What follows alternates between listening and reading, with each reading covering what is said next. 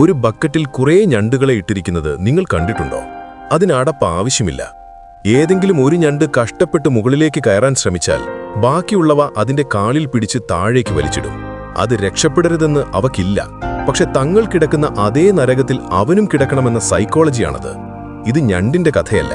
നിങ്ങൾ ജീവിക്കുന്ന ഈ 99.9% സമൂഹത്തിന്റെ പച്ചയായ ഡാർക്ക് സൈക്കോളജിയാണ്.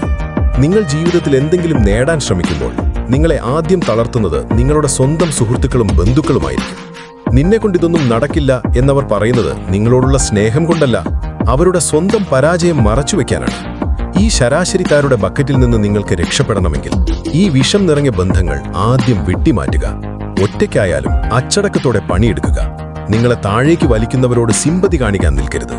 ആ 0.1% മൈൻഡ് സെറ്റിലേക്ക് മാറാൻ നിങ്ങൾ തയ്യാറാണോ? അതോ ഈ ബക്കറ്റിൽ കിടന്ന് തന്നെ മരിക്കണോ?